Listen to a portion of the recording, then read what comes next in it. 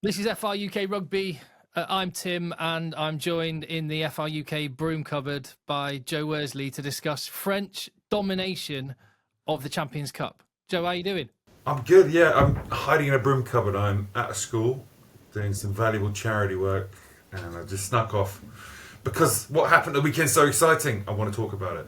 Yes, well, we're glad to have you. If you could grab some staples and a few post-it notes and when you come out. But yeah, Bordeaux, Toulouse, La Rochelle, Castres, and I'm forgetting one, aren't I? Clermont, and hold on, I'm forgetting another one. Toulon. Toulon, yeah. Yeah, there you go. Who all did? six Who were teams the one poor surprise French rugby wise at the weekend? Say again? Who were the surprise at the weekend? They sent a rubbish team, and well, they didn't send a rubbish team. The team was alright. They just didn't turn up.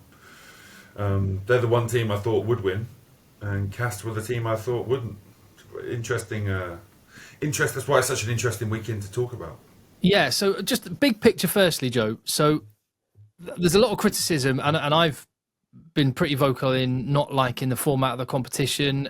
You look at the number of blowout victories, the number of teams that are sending poor sides to away matches, for example. I do think that has skewed some of the results. But is some of the imbalance that we've seen in the Champions Cup just purely down to the fact, or how much is it down to the fact, the top 14 is on another level just now?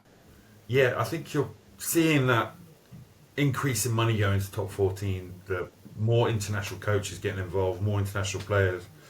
So they got this already this base that's strong and it's getting better and better. They're learning, picking up information from other countries, starting to take it in. And on top of that, amazing French ability. I mean, that Toulouse game, some of the tries, and normally 10 drubbings aren't that great to watch, but some of the tries are just incredible. That French way of playing is just amazing. So seeing those clubs in Europe do what they've been doing week in, week out in the top 14 has been really exciting to watch. I think they're starting to grow a bit of a gap with the clubs in England and the URC. What the hell?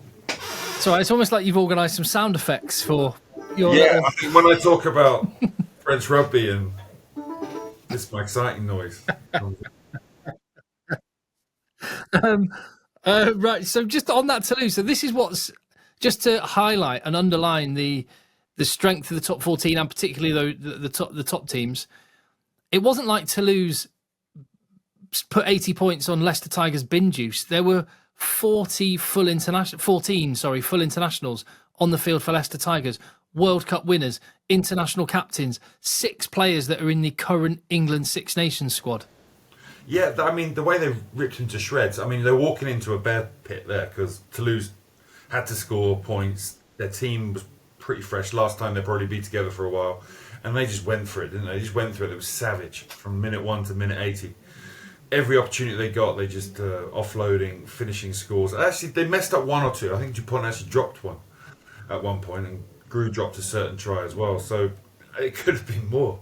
But it was just so exciting to watch. You're just seeing the kind of filtered down, full-on French rugby at its best. You're seeing there against Leicester, a team who probably want to develop their game to not look like Toulouse, but go that way at least a little bit to have any chance of winning games like that in the future because they weren't at the races, were they?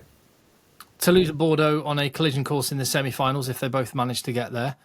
But I was thinking that Toulon, who've had a really good competition and are looking decent in the top 14 as well, I was thinking they might have dropped the ball, not being on the other side of the draw, away from those other French giants. But they were pretty abject against Sale. Yeah, I was surprised because they did have a decent team on paper. That was a cast centre-poor team. Had nothing to play for in effect. They couldn't have really improved their game they probably would have got next at Saracens. But yet they turned up and won. So Toulon's a real surprise because they got the kind of game that could crush a team like Sale as well, who they've attacked a lot more than they probably did a few years back. But they're still a team that need to have physical dominance to get through. And Toulon have got some beasts in their team who can one of the most physically dominant teams in the top 14. So I was really, really surprised. They didn't just lose; they got well beaten. So fair play to Sale. They must have turned up. I've not seen the game. It's hard to comment any more than the facts about the results. As a result, on the one half of the draw, you have got Toulon along with Bordeaux and Toulouse and La Rochelle. Leaving kind of Leinster looks like, again, not taking nothing for granted, looks like an easier route to the final and maybe glory. The flip side of that is someone informed me that Toulouse do not win in Toulon. It's been a long time since Toulouse have won at the Stade Félix Mayol. So maybe that's why Toulon are fairly confident, because that's who they would meet in the quarterfinals if they both win. That would be fascinating. I did not know that.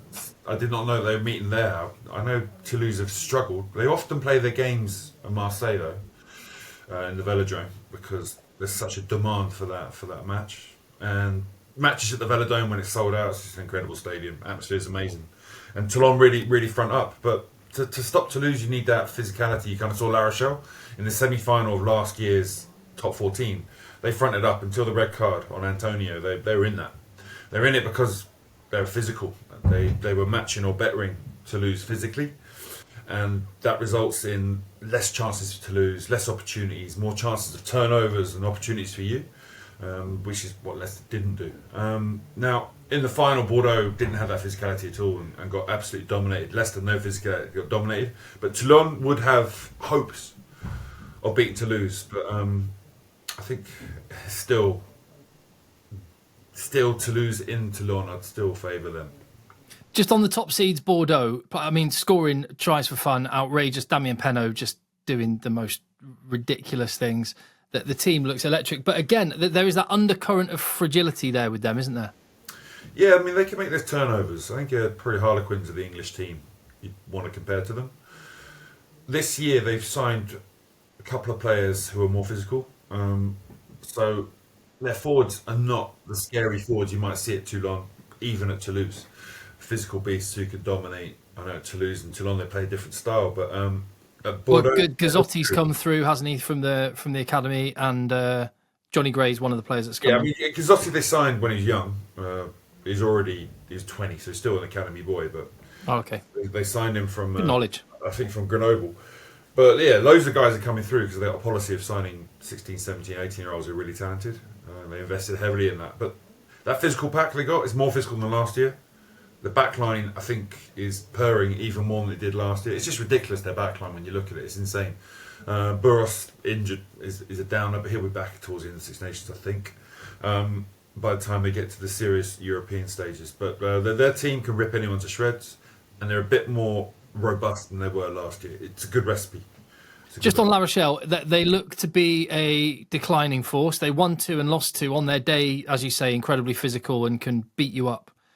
But that game against Munster is going to be dynamite.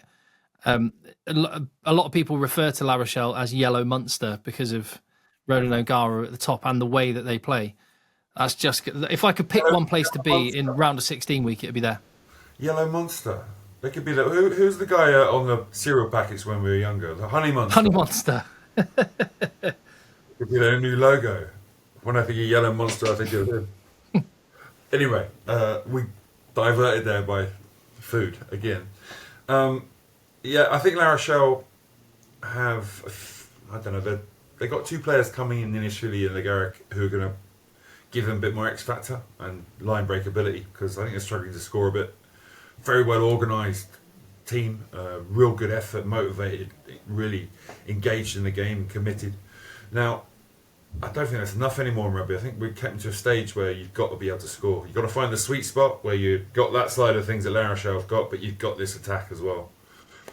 Bordeaux, Toulouse, they're currently top, and they're currently killing people because they've got that side of things. Obviously, a final is one game, and you can shut things down. You see in all sports, Football World Cup finals, the uber attacking team can get shut down. But I think in rugby now, you've got to be able to score. You've got to be able to attack and score points. You're going to concede a few out the back, but it's changed, and I think the English teams should be recognising that as well. Clermont have got to go on the road where they're not nearly as good as they are at the Stade Marcel Michelin, but they're showing a bit of steel in this competition. Yeah, they've got a very physical team as well. They're more organised, less dangerous. They've got a couple of X-Factor players who can do stuff, but again, they'll be in Toulon's camp, more towards the English teams. They can do things, but it's unlikely that they're going to go that far because, again, probably don't score enough points. can concede a few. They're just not quite in the same league as some of these other clubs.